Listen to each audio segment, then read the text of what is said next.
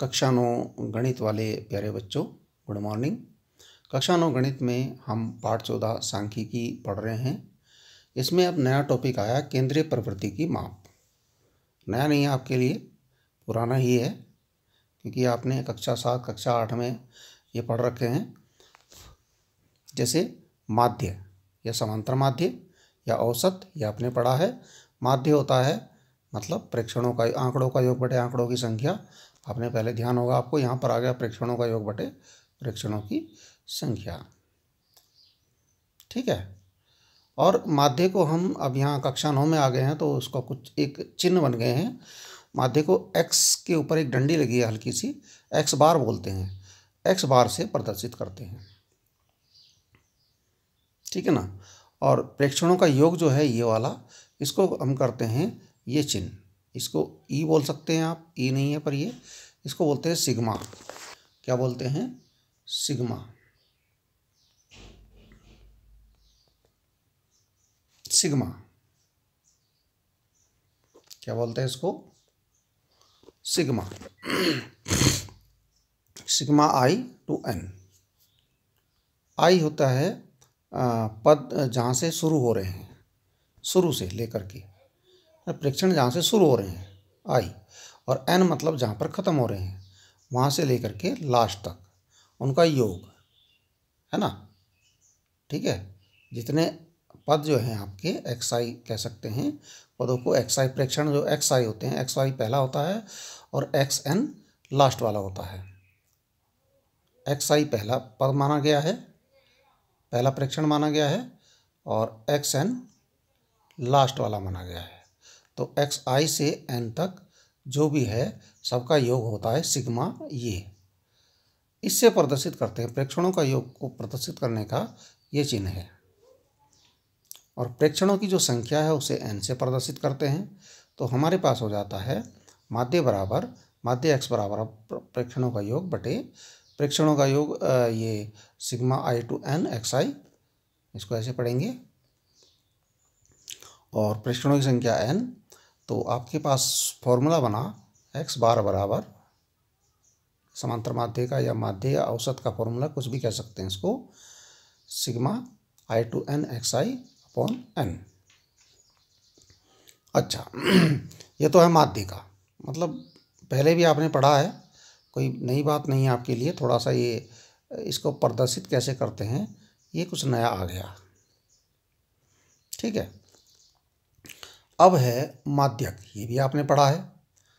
माध्यक मतलब प्रेक्षणों को आरोही या अवरोही क्रम में व्यवस्थित यदि आप कर लें, आरोही में अवरोही में, ऐसा नहीं कि जैसे हैं कोई बड़ा पहले छोटा फिर बड़ा फिर छोटा, इस तरह से नहीं, व्यवस्थित ढंग से किसी भी प्रकार से व्यवस्थित करना है, या तो आरोही में या अवरोही में, है ना। इसी क्रम में व्यवस्थित करके जो बीच का पद होता है, बीचों बीच वाला पद होता है, वही माध्यक होता है। जैसे, और इसकी दो कंडीशन होती है कैसे इसको ज्ञात करने की। जब प्रेक्षणों की संख्या जो है n होती है, जो प्रेक्षणों की संख्या वो यदि विषम हो जाती है, तब माध्यक हो जाता है n प्लस 1 बटे दोवां पद, n प्लस 1 अपॉन 2 वां पद, है ना। इस नंबर पर जो भी आता है, मतलब पदों की संख्या में 1 जोड़ेंगे और बटे उसका आधा करेंगे, जो भी नंबर आएगा उस नंबर वाली जो प्रेक्षण होगा आपका, वो आपका माध्यक होगा। अभी एग्जांपल देखेंगे इसका। अच्छा, प्रेक्षणों की संख्या जब सम हो जाती है तब माध्यक हो जाता है n बटे दोवां पद प्लस अगला पद, और दोनों को जोड़ करके बटे 2। ठीक है। और इसके अलावा एक होता है बहुलक, ये भी आपने पहले पढ़ा है। सभी प्रेक्षणों में अधिकतम बारंबारता वाला पद बहुलक होता है, बारंबारता। बारंबारता क्या होती है, ये भी आपने पढ़ी है, कि जब प्रेक्षण बार बार आते हैं, कोई प्रेक्षण ऐसे होते हैं कि बार बार आ रहे हैं उसमें, तो जो सबसे अधिक बार आता है उसे कहते हैं बहुलक। तो जो बार बार आना, इसका मतलब उसे बोलते हैं बारंबारता। ठीक है ना। अब देखिए, एक प्रश्न, हमने एक उदाहरण लिया है। एक कक्षा के 9 विद्यार्थियों की सेंटीमीटरों में लंबाइयाँ ये हैं: 155 centimetre, 160 centimetre, 145 centimetre, 149 centimetre, 150 centimetre, 147 centimetre, 152 centimetre, 144 centimetre, 148 centimetre. इन आंकड़ों का माध्य भी निकालना है और माध्यक भी निकालना है, बहुलक नहीं निकालना है इनका, ठीक है, क्योंकि इसमें कोई भी बार बार नहीं आ रहा है, ठीक है। तो हम क्या करेंगे, माध्य प्रेक्षणों का योग बटे प्रेक्षणों की संख्या यानी सिग्मा। अब आई देखिए, अब आप कहेंगे कि यहाँ पर कैसे कैसे लिखेंगे।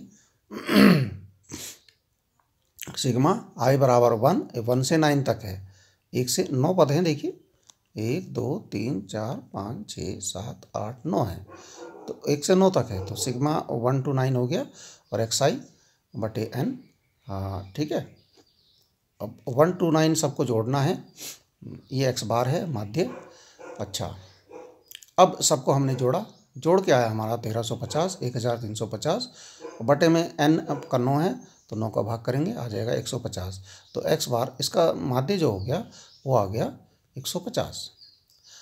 अब हमें माध्यक निकालना है, तो आंकड़ों को हमें आरोही क्रम में व्यवस्थित करना पड़ेगा। आरोही या अवरोही किसी भी क्रम में, एक क्रम में आप व्यवस्थित करेंगे, कोई फर्क नहीं पड़ता, आप किसी भी क्रम में करें, लेकिन एक क्रम कोई होना चाहिए। आंकड़ों को आरोही क्रम में व्यवस्थित किया। सबसे पहले 144 आ गया सबसे छोटा, फिर 145 उससे बड़ा, फिर 147 उससे बड़ा, 148 उससे बड़ा, 149 उससे बड़ा, 150 उससे बड़ा, 152 उससे बड़ा, 155 उससे बड़ा, 160 सबसे बड़ा, ठीक है ना। कुल मिला के पहले सबसे छोटा फिर सबसे बड़ा, इस प्रकार से हमने आरोही क्रम में व्यवस्थित कर दिया। अब प्रेक्षणों की संख्या देखिए कितनी है, 1 2 3 4 5 6 7 8 9 है, तो 9 तो विषम संख्या होती है ना। तो प्रेक्षणों की संख्या जो है 9 है, जो कि विषम है, तो माध्यक क्या हो जाता है, अभी हमने बताया था n बटे n + 1/2 वहाँ प्रेक्षण, n+1/2 वहाँ प्रेक्षण। 9 में 1 जोड़ा, 9 प्रेक्षणों की संख्या 9 है, n का मान 9 है, तो 9 और 1 10 बटे 2 वहाँ प्रेक्षण, तो 10 बटे 2 हो गया, यानी 2 से 10 काटेंगे 5 बार, यानी 5वां प्रेक्षण। 5वां प्रेक्षण कौन सा है, 1 2 3 4 और ये हो गया 5, 5वां ये हो गया, 5वां प्रेक्षण है 149, तो यही आपका क्या हो गया, माध्यक हो गया, यही आपका माध्यक हो गया। ठीक है, चलो एक एग्जाम्पल और देख लेते हैं। देखिए, 20 विद्यार्थियों द्वारा 10 में से प्राप्त किए गए निम्नलिखित अंकों का बहुलक ज्ञात कीजिए, ठीक है ना। ये अंक हैं 4 6 5 9 3 2 7 7 6 5 4 9 10 10 3 4 7 6 9 9। इन आंकड़ों का माध्यक भी ज्ञात कीजिए और बहुलक तो पहले ही पूछा है।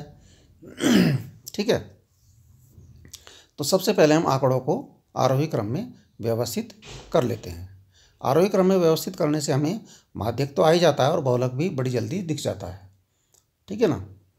देखिए, हमने सबसे पहले 2 लिखा, जो उसमें 2 है, एक ही बार है, 3 लिखा है 2 बार है, 4 3 बार है उसमें, 5 उसमें 2 बार है, 6 उसमें 3 बार है, 7 उसमें 3 बार है, 9 4 बार है और 10 2 बार है। ये हमने सब क्रम से लिख दिए, ठीक है ना। हमने देखो सब पहले सबसे छोटा है और लास्ट में सबसे बड़ा है, इस प्रकार से सारे उसमें आंकड़े या सारे प्रेक्षण उसमें आ गए।